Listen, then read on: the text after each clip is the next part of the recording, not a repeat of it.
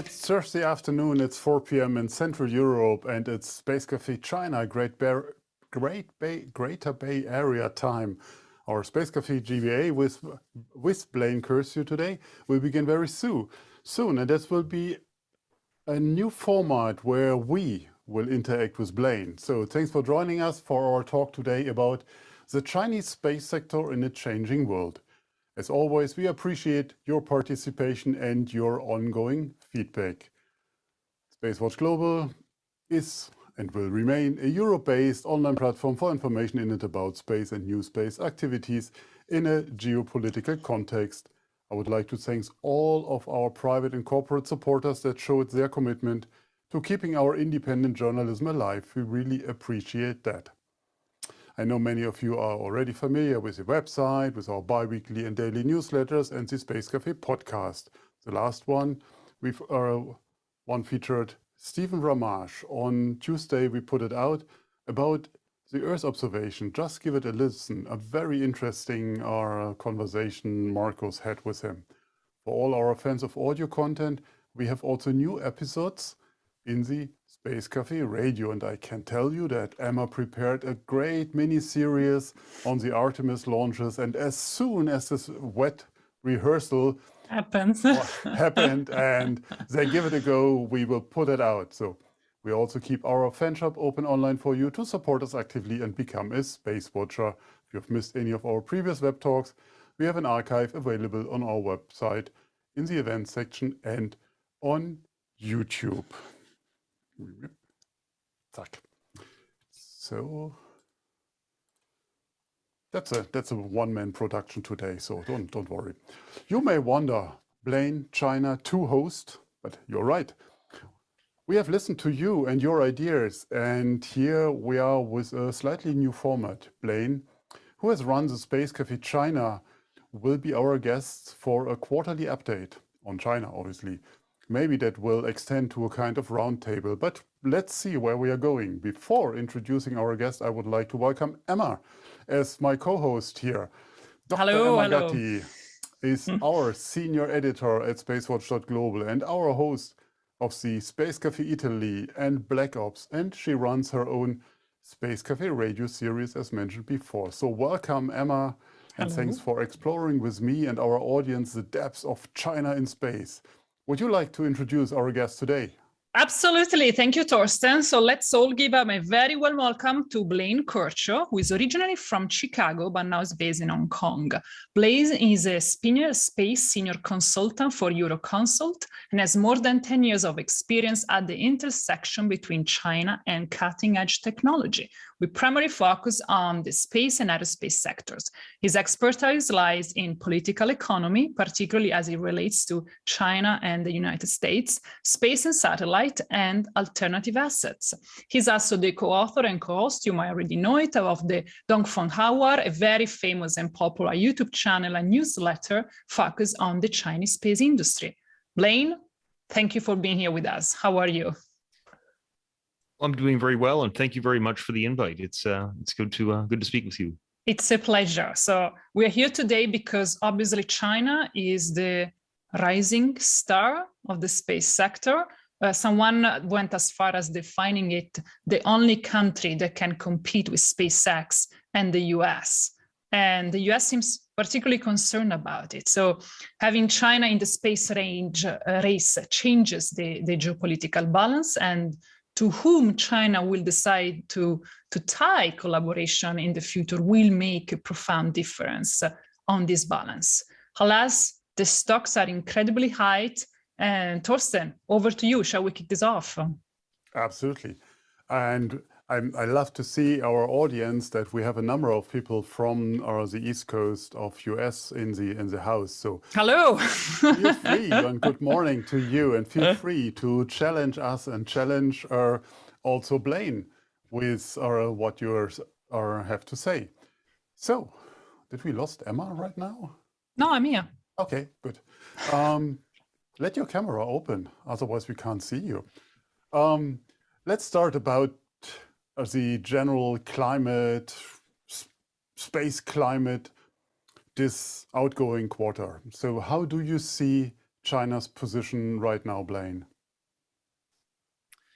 So I think at the moment we're seeing this transition from what has been over the last, say, 5 to 10 years, the build out of a variety of different space infrastructure into what is now the utilization of this space infrastructure. And this extends across a few different areas of the space program, and the time horizon it goes from many months to many years in some cases. But examples would include the BeiDou third generation satellite navigation constellation, which was launched over the period of several years, ending in 2020. But then we've also seen things like the Chinese space station, which is a multi-year, and decade-long plan, which is now being completed, and a number of other initiatives that are really coming to fruition and now starting to be utilized. And I think at the same time, we're starting to see, we have continued to see, I guess, this increased emphasis in commercialization and in trying to broaden the base from which China is able to draw industrial and technological innovation. So I think these are the two big themes that we're starting to, or that we've been seeing, and I think they're really accelerating now. So I think that's where we're at the moment with Chinese space. Great.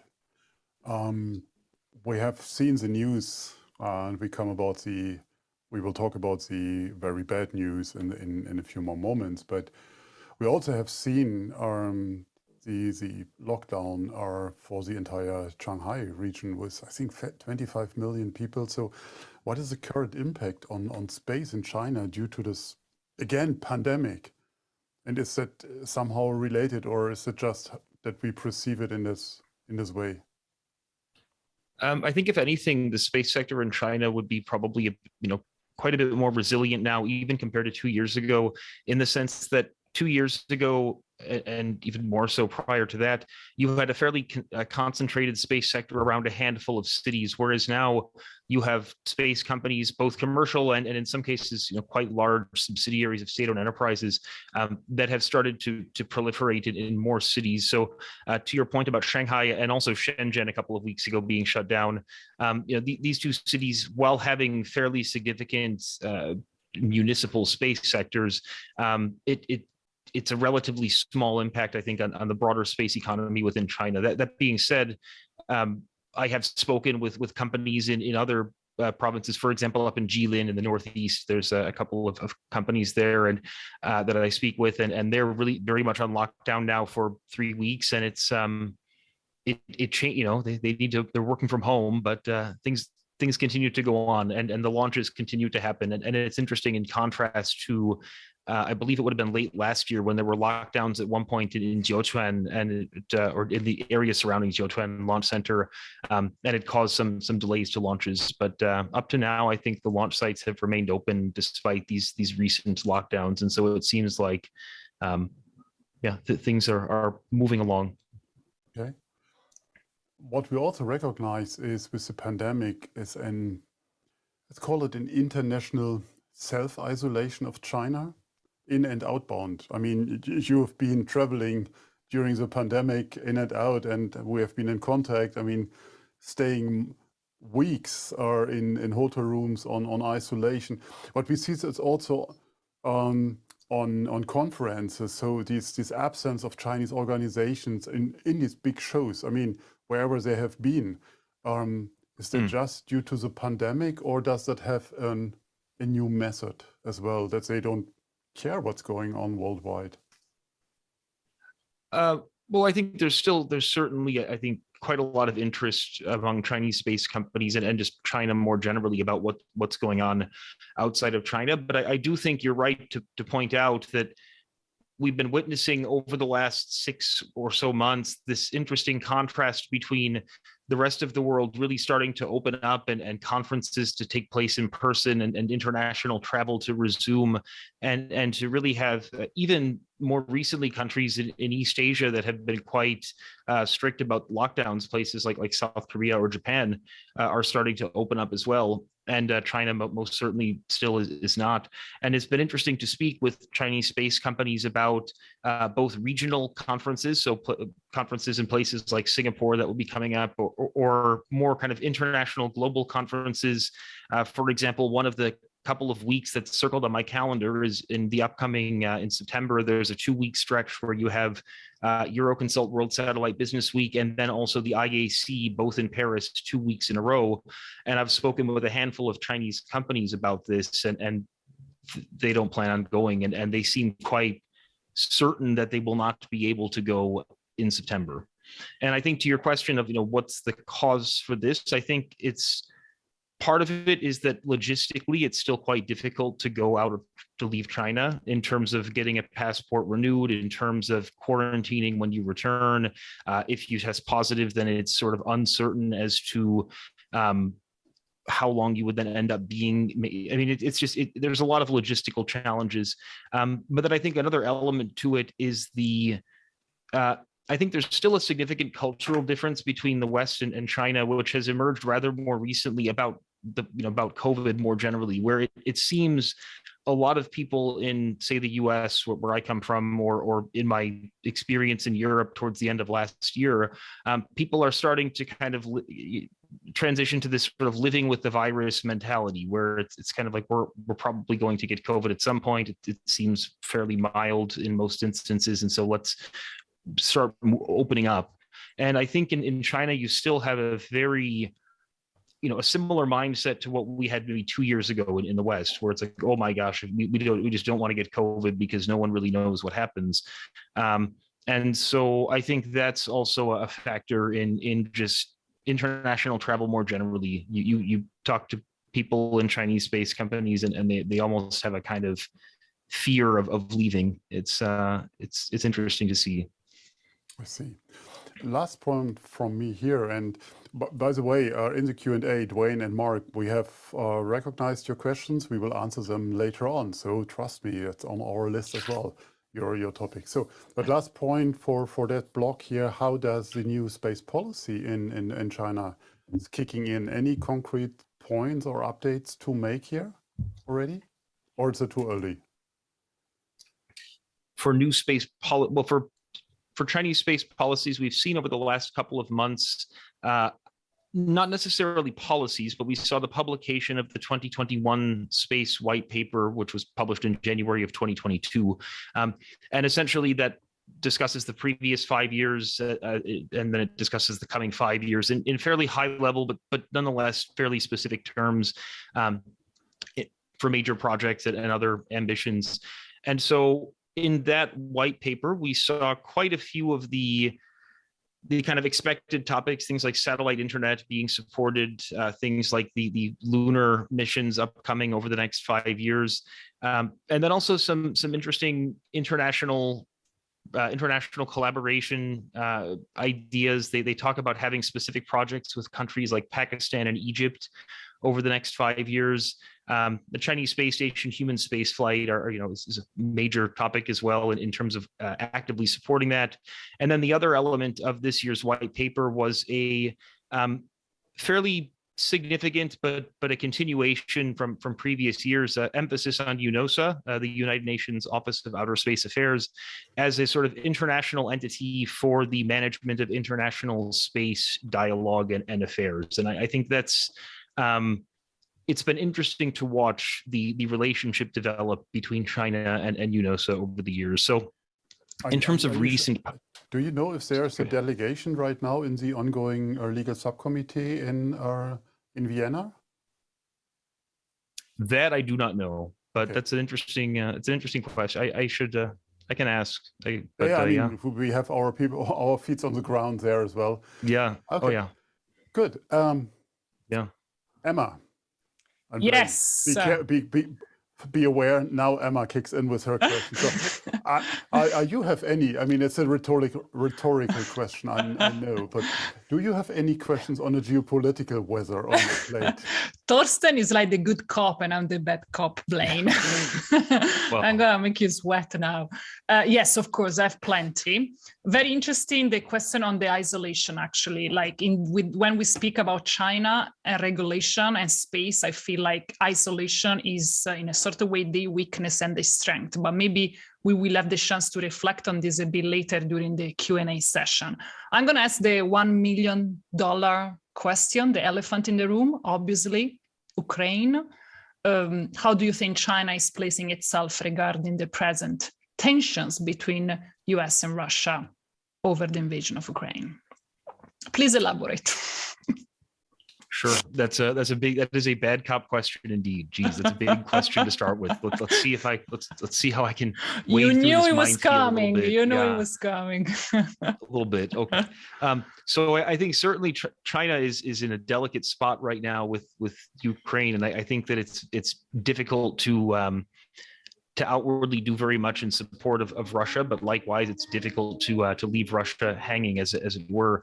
I think that from a space industry perspective, the most interesting impact to watch is going to be the International Lunar Research Station. I mean, this is something that was announced last year with great fanfare at the GLEX Expo in St. Petersburg, and it was Roscosmos and CNSA jointly doing this, and both their names on it, and like no, nominally speaking, it looked 50-50, and it was the first time ever really that China has done that scale of project with a partner in that way.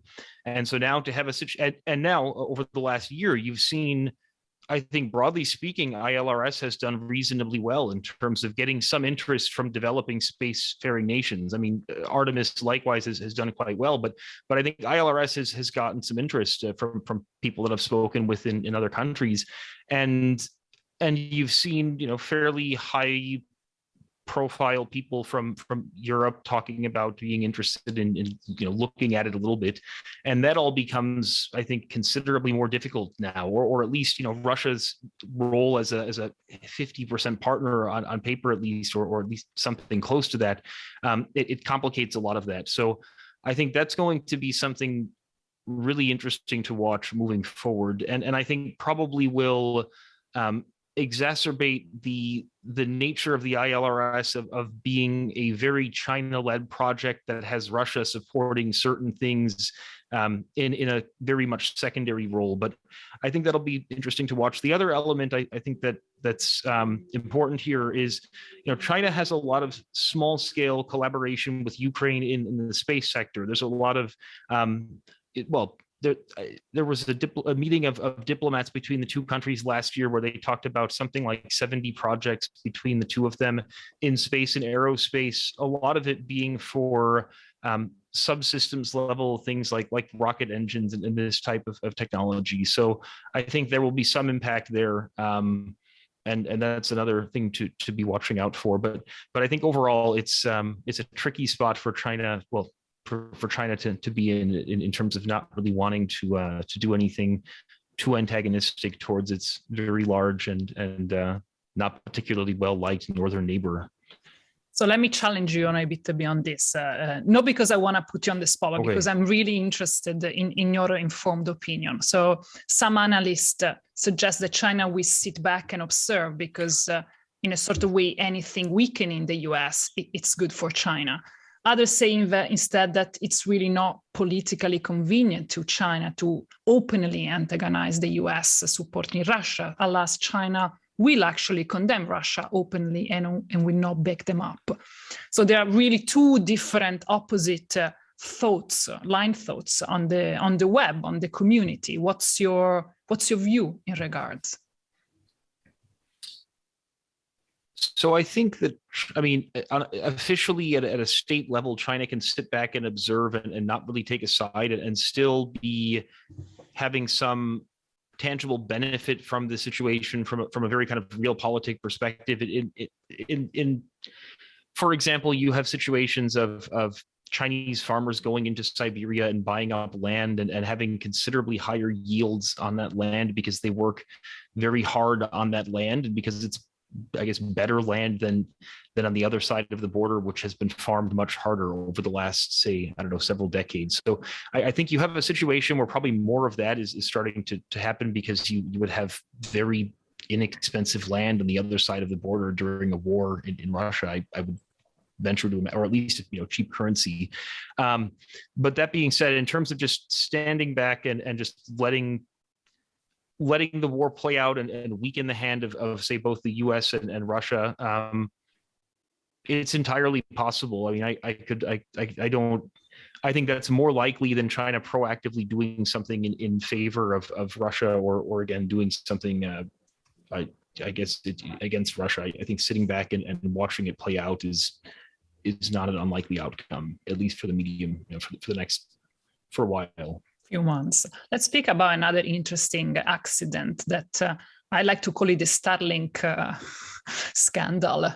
Just for those, probably the few of you that don't know it, like on December the 3rd, 2021, Beijing issued a note verbal to the UN Office of Outer Space Affairs, obviously, complaining that on 2 occasions, the Chinese space station had to dodge 2 Starlink satellites to avoid a crash.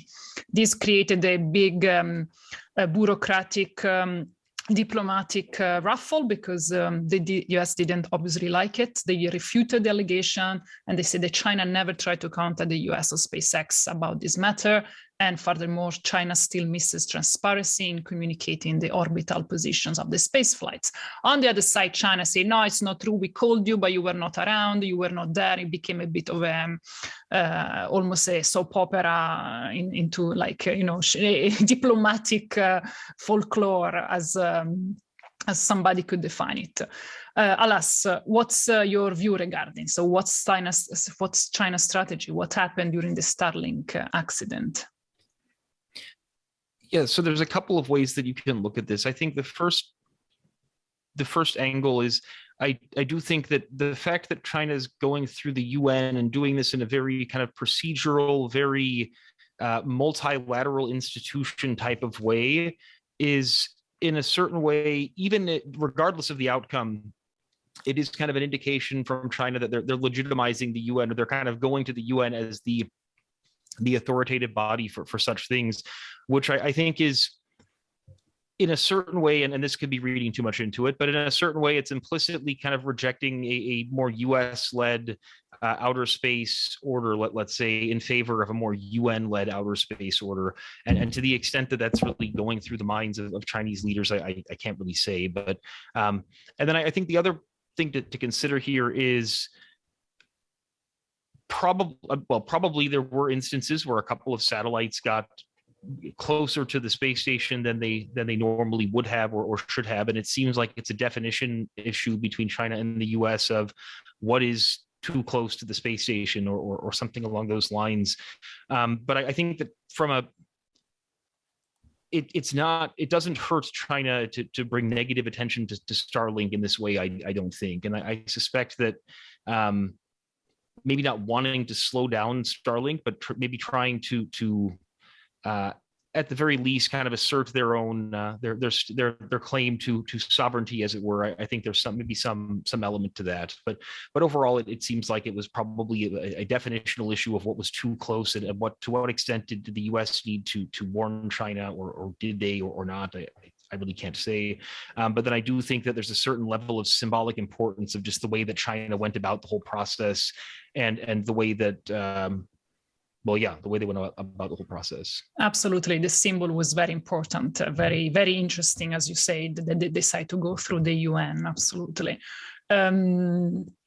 Okay, let's move to a topic that has already been asked, and you already mentioned it, obviously, the moon base. So you already mentioned the issue of collaboration with Russia, but on a more general point of view, where do we stand with this project? Is it still realistic? Is it going? What are the new deadlines?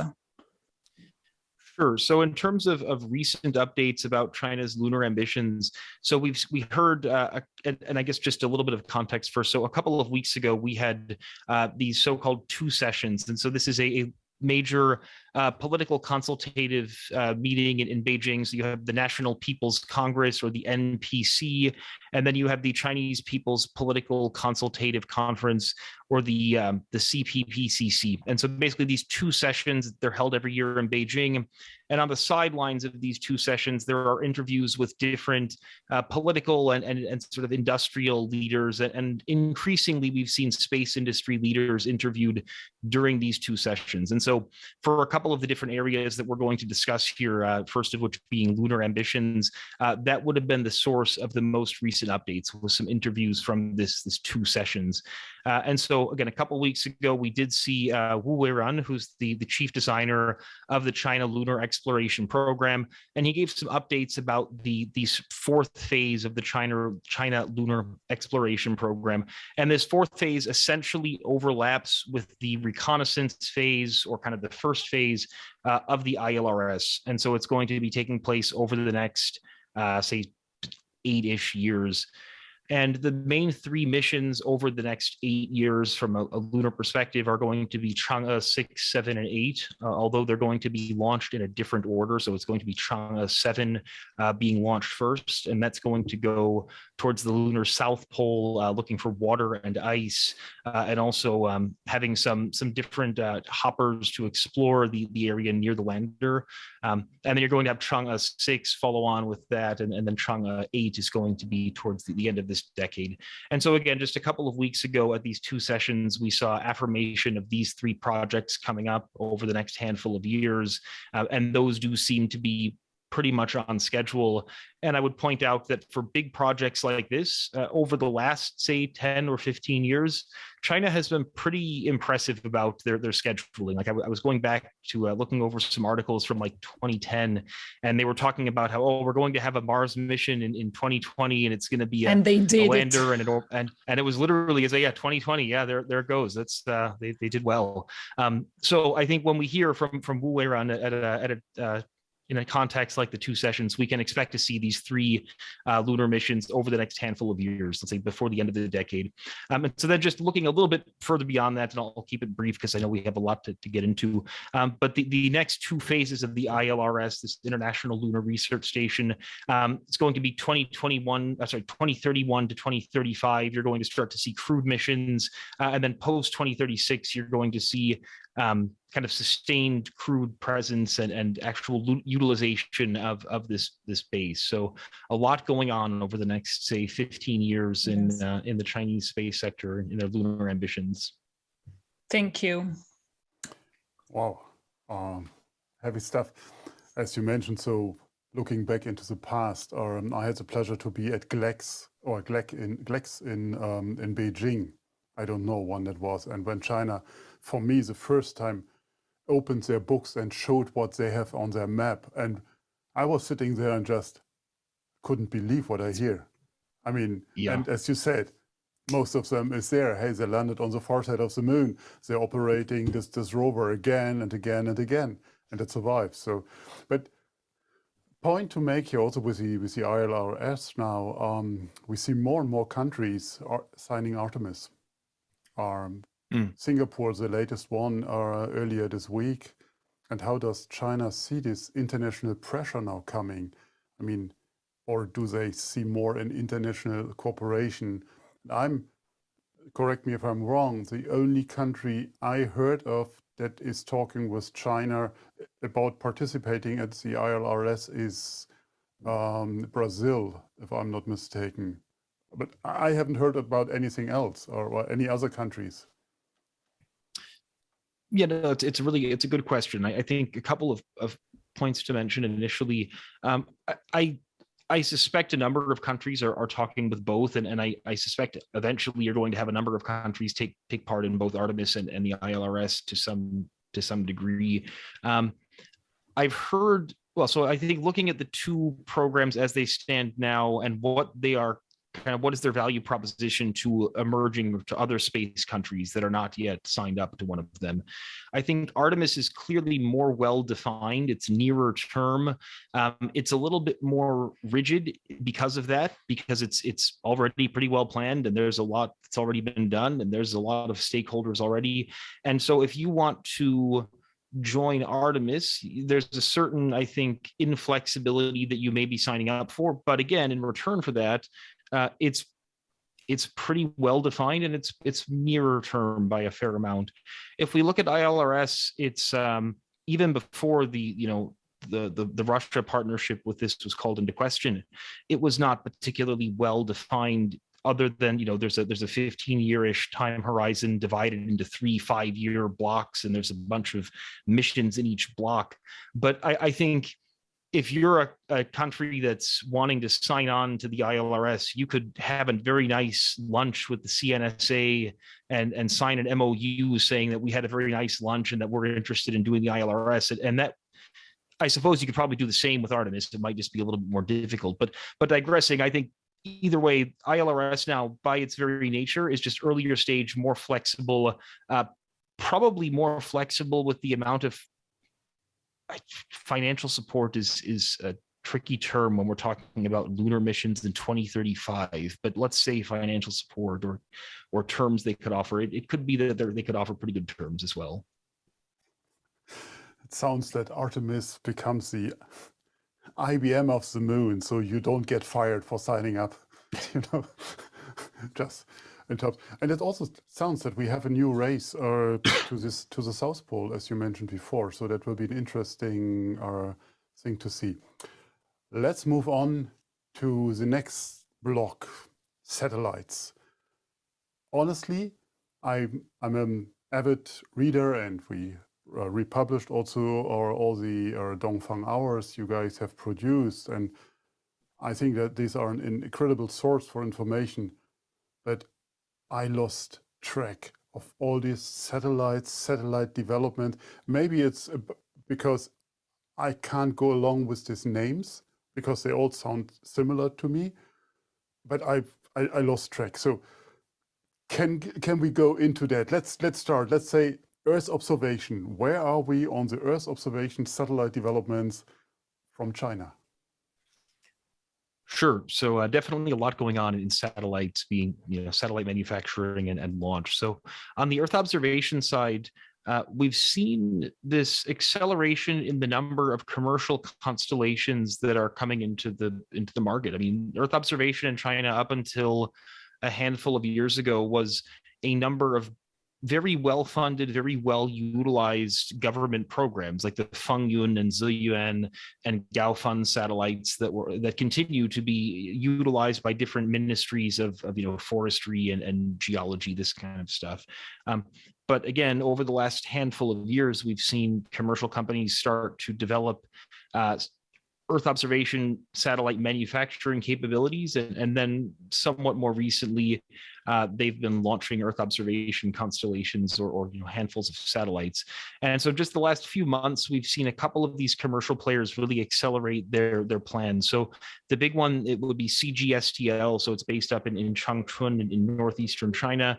And they expanded their constellation plans from something around 138 satellites by 2026 to up to 300 satellites. So these would be mostly optical Earth observation, but also some others as well. And then a few weeks after that, so this would have been in, I guess, February, they announced plans for an IPO. And this company, I mean, they had previously raised about $400 million in their pre-IPO round. And so we can probably assume they're going to have a valuation of, it would seem very likely their valuation will be more than $1 billion at the time of IPO. And that would make them one of the bigger commercial remote sensing Earth observation companies in the world. Other than that, we've seen a couple of other companies emerge with somewhat more kind of hodgepodge, but still quite interesting Earth observation satellites. So SpaceWatch, for example, in partnership with a couple of universities, I believe, they launched China's first SAR C-band satellite towards the end of been last year at some point. And that started to come to fruition. And then we've also seen a couple of additional SAR satellites launched by other companies. And again, these tend to be more one or two satellites that are used primarily for tech verification. But then there are plans that have been announced to launch constellations of SAR satellites as well. So a lot going on in Earth observation. Next big topic on constellations are communication satellites. So I think also a hot topic for China with their constellations. Possibly even a bigger topic than Earth observation. Yeah, I mean, the big thing with comms is what is China going to do in response to Starlink? And you have this seemingly pretty widely held belief at a fairly high level in the government. I mean, you've seen a number of high-level people come out in support of this, that China should accelerate its low Earth orbit broadband constellation efforts. And we've seen over the last couple of years different sort of signposts indicating this is going on.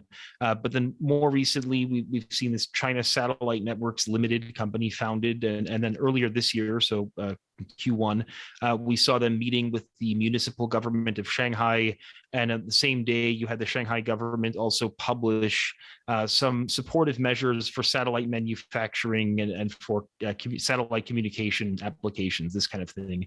So it really does seem like we are seeing this top-down policy of we want to build a satellite internet industrial base and eventually this global low Earth orbit satellite internet network.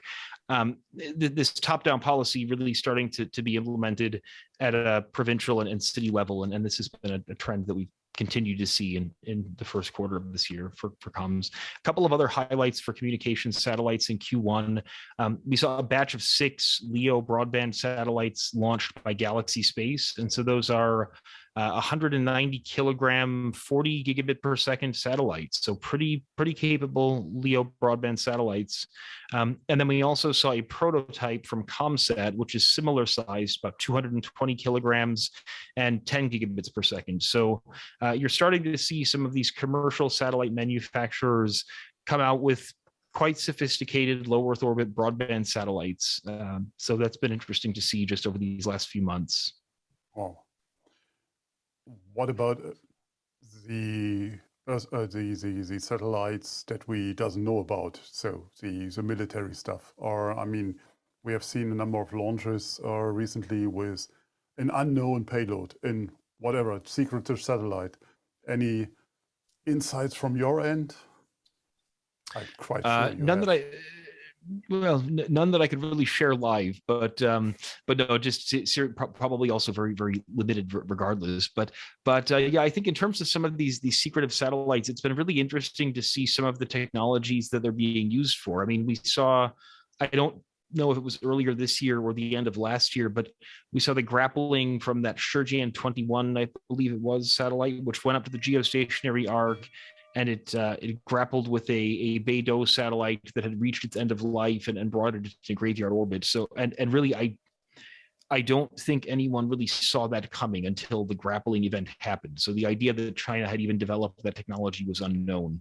And so a lot of these satellites that are, it's just, we don't hear about the launch until there's a flight or an airspace closure notice some day beforehand, and then there's no real announcement except for, oh yeah, this rocket launched and there was a satellite on it. It's always interesting to see the range of technologies being developed, and I think there's a lot of different technologies that China is trying to catch up in. So yeah, I suspect there's a fair amount of military stuff being launched as well, but hard for us to know. Okay. What about quantum? Quantum was a big hype, I think, a year ago or in China, and they tested it from A to B and the entanglement and all of that and key distribution. Is it still on the radar or is it off? So I didn't see anything about quantum at the 2 sessions this year. It's possible I missed it, but I didn't see anything about it. Okay. I haven't heard as much about it over the last year or so. I mean, we did see around a year ago, we did see a quantum constellation as part of the 14th five-year plan, if I'm not wrong. And it was an unspecified size constellation, I presume some 3 or 4 quantum satellites, but that was, I think, part of the 5-year plan. And so presumably that is still going on somewhere in the background, but I think it's definitely become a less visible topic than it was, say, 18 or 24 months ago. Okay. So what are the set companies to watch, Blaine, if you can just give us a sort of expert hint? So I think that the companies to watch as a category are the ones that are trying to build lots of low Earth orbit broadband satellites. The ones trying to build 100 or 200 satellites per year of a couple hundred kilograms. And so if we say who's trying to do that, you have CASC with one of their subsidiaries, CAST, trying to do that. You have CASIC also trying to do that in Wuhan. And then in commercial companies, you have Galaxy Space, you have ComSat, you have Gi Space, which is the subsidiary of Geely. And you have a few others that are all trying to build factories that are capable of building, say, 200-ish satellites per year. So, and I would also mention that a lot of these factories started their construction in, say, 2019, 2020. And so they're now getting to the point of building batches of satellites. So that would be those are the ones to watch, I think. Ready to launch. Let's shift gears. Let's go to the explosive, to the cool stuff now. Let's talk about launchers. I mean, it's for me as similar as the satellite market in China. You see, and you have this. I think you shown this picture of this launcher road or rocket road or so, however you called it. This entire area where one company is next to the other. So, what's up on the launcher market? It seems that the private companies are coming closer and closer there as well. Oh, it's been incredible to watch this the launch market develop. And I was running the numbers the other day, and over the last 8 years, it's something like 16 billion yuan has gone into the launch, so about 2 billion US, or well, a bit more, more like almost 2.5 billion US. And I mean, that's both a huge number, but also a relatively small number in the context of companies like SpaceX or even Rocket Lab's valuation. So it made me think, you know, have we seen peak Chinese launch? And the answer is maybe not. But in terms of what we've seen recently, we have certainly seen a number of commercial launch companies making pretty significant progress over the last 3 or in some cases, say 5 months. So about 5 months ago, we saw Galactic Energy, which was the second, well, in November, they became the first Chinese commercial launch company to launch 2 rockets successfully. So their Series 1 solid fueled rocket, it sent a couple hundred kilograms to orbit. And over these, they and then a handful of other companies have plans in, say, 2022 or in some cases 2023 to debut larger, primarily liquid fueled rockets. And so this would be rockets sending between, say, 1 and 4 tons to LEO or to SSO. And several of these companies are talking about manufacturing several per year initially, and then manufacturing 20 or 25 per year thereafter. And so I think you're about to see a big increase in the amount of capacity coming from these commercial launch companies. And in the last few months, you've seen several of them raise some, a few tens of millions of US dollars here and there, as has become quite sort of standard in the Chinese launch sector. And then on the state-owned side, you've seen this really interesting push towards rideshare. And this is something that I think is motivated a little bit by SpaceX sending 60 Starlink satellites into orbit at a given time. But also, I think more generally, you've seen a pretty significant value chain evolve in the West around rideshare, around these integrator companies that sell launch capacity to smaller customers, this kind of thing. And so earlier just last month, we saw a Long March 8 send 22 satellites to orbit. It was the most satellites ever launched on a Chinese rocket. And the media hype around that from the state-owned media, it was so overwhelming is a strong word to use, but everybody was calling it rideshare and saying, oh, everyone's going to be able to send their 5-kilogram CubeSat to orbit on a Long March because you have rideshare. And you have these commercial companies under the big state-owned companies that are bringing commercial launch capacity to market. And again, specifically marketing that as saying, we have this rocket it's set to launch in August of this year, and it has 200 kilograms of rideshare capacity that left right now. If you want some space, give us a call at this number. And so I think that's going to be really interesting to watch, because I think there's a lot of potential for for marketplaces to evolve around that transaction. I think it's going to be something to see if you get a lot of launch capacity coming into the market in China, and a lot of middle people trying to sell that launch capacity and make a profit on that. I think you're going to see some cool stuff happen. Blaine, this links perfectly to my next question, which is about Long March 9 and SpaceX. Like China has redesigned completely its more ambitious rocket. And I've been wondering if the aim is to try to close the gap with SpaceX. Are they aiming to more reusable rockets like a Falcon 9 rather than a design like the SLS or Ariane 6? Yeah, so I think it's likely that China has increased the weighting that they put on reusability as an important factor in designing their rockets, even for things like very big, long distance, so interplanetary travel, this kind of thing, or going to the moon, and so I think that that being the case, it's possible that they did say we're going to just start over and build a much bigger rocket and really try to future-proof ourselves a little bit rather than trying to play catch up later on. I mean, we did see earlier this year at the two sessions, we saw Jiang Jie from CALT. She mentioned that the Long March 9 is still another 8 or 10 years away from being ready to launch. So to that point, it does sound like they're quite far away from that still, and it also implies that they're also building a kind of upgrade to the Long March 5 that would be used for human missions to the moon. So that's definitely something to watch for, is the evolution of the super heavy rockets, and the 5DY would be the lunar one, and then you have a Long March 9. Absolutely. I'm going to close on a light note. Space tourism. Is it China going to try to repeat the boom of space tourism that we saw in the Western world in 2020? Are they contemplating something similar for the space station? There's been some really interesting comments about space tourism in China, like very recently, and it's really caused me to rethink some thoughts about the Chinese economy and society more generally, because up until a few months ago, I was of the school of thought that it's unlikely that space tourism is. Can you hear me? Yeah. Perfect. Yeah.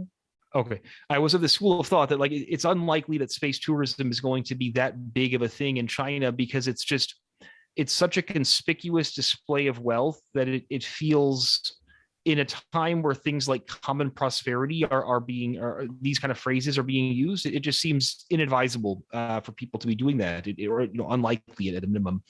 And so again, up until a few months ago, this was my thought process, and I was thinking, we're not going to see that many Chinese space tourism companies, and it's just not going to be that much of a thing.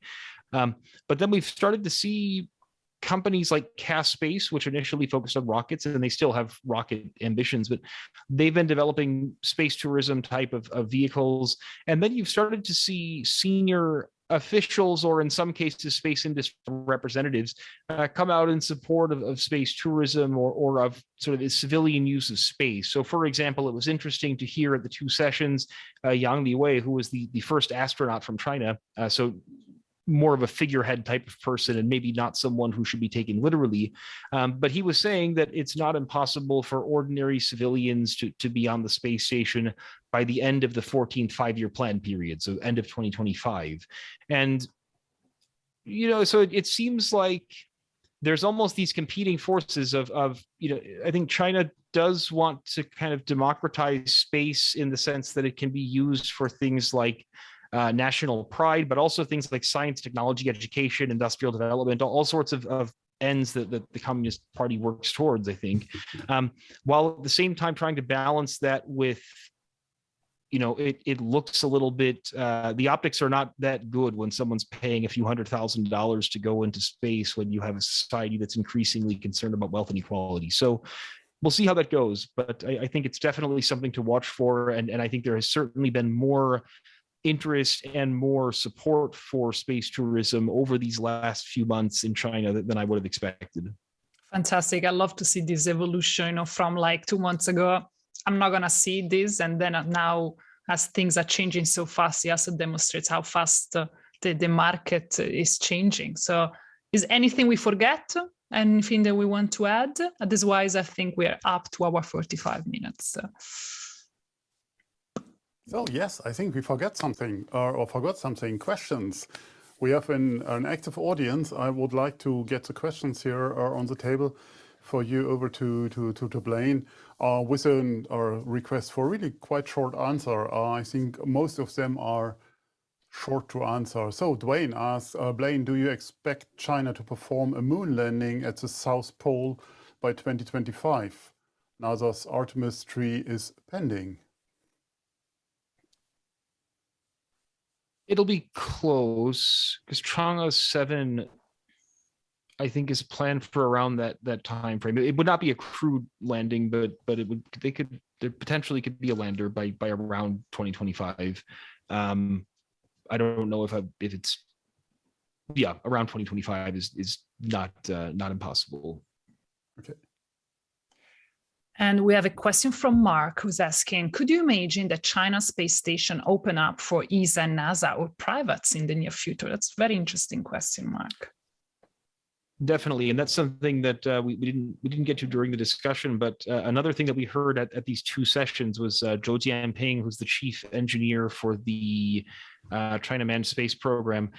So he was talking about how after the space station is fully operational, which would be at the end of this year or potentially the beginning of next year, once it's fully operational, they want to bring more commercial companies and involve them with the space station, and they also will welcome the first non-Chinese astronauts. So it's not clear when that will be, but it seems like it's on the agenda, let's say. Okay. One more question from Mark here, and he mentioned in the chat that China showed their space station as a whole model at the Expo 2000 in Hanover, what is quite a while back. Okay, you've been very young, both of you, in 2000. So that was when it was shown. And he also asked, is China keen on space mining and recycling of objects? So space mining, we've seen a couple of commercial companies start to do some small scale things. We have not seen too much high level government like proactive support saying we need to develop a space mining sector. We have seen some high level government officials come out and talk about kind of territorial sovereignty, I guess, in the space domain in kind of general terms, and space resource extraction or resource utilization is I guess is part of that. But I would say at this particular point, there's not a huge amount of activity going on in space mining in the Chinese context. Okay, thank you. Also, the fact that they show the space station in 2000 in Hanover, it just confirms what Blaine said before. They're kind of very precise on the timetable.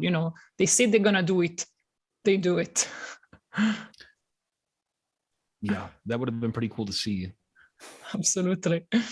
Okay, any more questions? Nope, we don't have questions anymore.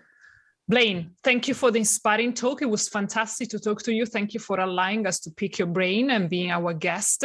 Thanks to Torsten for being a wonderful co-host, and in this case, also the director and producer behind the scene. Also allow me to thank all the team of SpaceWatch.Global, Chiara Monter, who is part of our team and usually is behind the scene with us, Frank, the production, and of course, all the audience here with us today that has been extremely engaged and participating. Heading back to Torsten for an overview of our next events. Thanks for everyone. I just want to mention that I've been the nice cop here. Yeah, so. Yes, he is. Okay.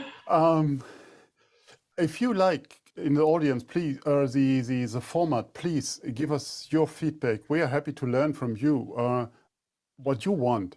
We are planning our next episode by the end of the next quarter, so by end of June. So hope to see you there. And how did you like it, Blaine? I had a good time.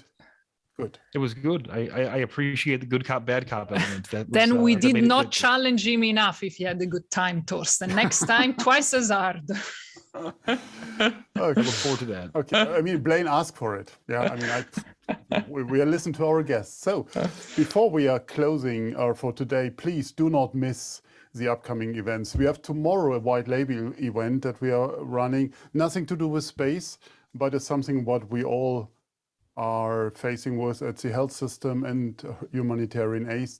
the race against COVID-19 by the our section of our global responsibility in Vienna. So it's an interesting panel that they're set up tomorrow morning, 11 a.m. our time here in Europe.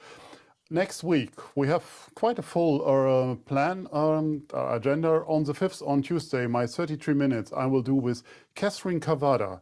Catherine Cavada is from the European Commission, from the Director General Generate DEFIS, and she's in charge for innovation, including space. On the 6th of April at 6 p.m., we have our next Space Café Italy, and who could do that better than Emma? Myself. So what can you expect? We're going to have Dr. Luca Rossettini from the Orbit. He's the CEO of the Orbit. Is one of the most exciting satellite reality of the moment. It's going to be in Italian, so it might be quite challenging for some of you, but obviously the doors are open. And if you fancy to know something more about the Italian space economy, please tune in on the 6th of April, 6 p.m. Cool. On Thursday, we have two events in the morning. We start with Space Café Australia on launching down under with Lloyd Damp, the CEO of Southern Launch. Very cool. And in the afternoon, we have the next episode of the Space Café Morivas Vox Populi on what evidence constitutes harmful interference in space, with a very well set panel. I mean, it's a Moriba show, so what can you expect more? On the 8th, we have another white label event on the very sensitive topic, the Elephant in the Room 2.0, addressing the abuse and harassment in the space sector, and that will be run by Powering Space. All these events are going to be online on Eventbrite, and as always, we would like to hear your feedback. Please check in with us on Twitter, Facebook, and LinkedIn. Don't forget to sign up for our daily or bi-weekly newsletters. And if you like to treat yourself with something special, become a real space watcher and help us in our supporter program. I hope you all will stay safe, stay healthy. Thanks for joining us. Hope to see you next week, tomorrow, whenever. In the meantime, visit our website and follow us on social media. And don't forget, become a space watcher. Thank you very much. Bye. Thank you, guys.